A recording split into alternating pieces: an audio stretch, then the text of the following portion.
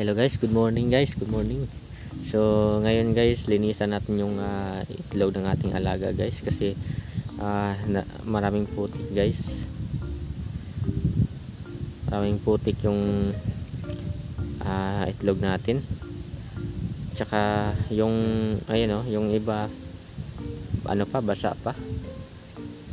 Lagi kasi niyang inaapakan kaya ayun, nagkakaputik. Tsaka may nakuha kami dito guys na bugok na itlog niya.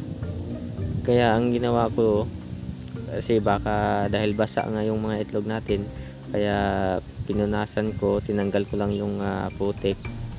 Tapos mamaya ibalik natin. Kasi baka dahil basa yung itlog natin, kaya nagkakaroon ng bugok yung itlog natin or nasira yung mga itlog. So ayan maraming putik pa guys. So tanggalin natin. Ayan, punasan natin ng tuyo na pamunas. Ayan, tinanggal ko lang yung mga putik niyan, tapos mamaya ibalik natin. Tsaka palitan na din natin yung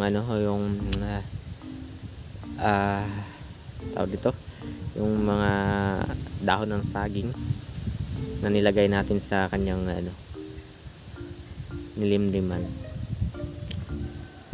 So sayang guys kasi 3 o 4 nata yung nakuha namin dito na bugok. Siguro ang matira lang nito 5, 6 ganun. So ayan guys, tapos na. Tapos ko nang linisan. So ibalik na natin para sana wala nang sira na itlog o bugok.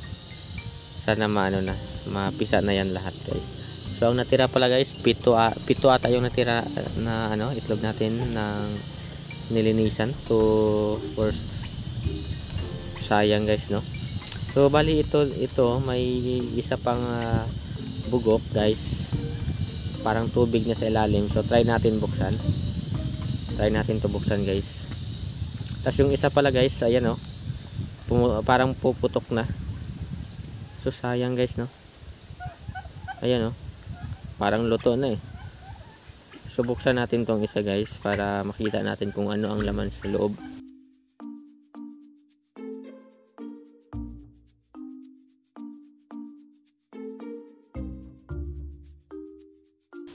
Dahil daw sa nabasa ng ulan kaya nagkakaganito, nasira yung iba, naging bugok na yung iba, kaya hindi na daw mapipisa. So ayan guys, buksan natin.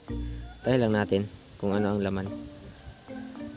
Siguro matagal na tong nagkaganito kasi ayan itim na yung laman niya, puros tubig. Ayan So sayang guys Sige lang, babawi na lang tayo sa susunod. Marami pa naman na natin mga alaga na mangingitlog na din. So yun lang muna guys, maraming salamat.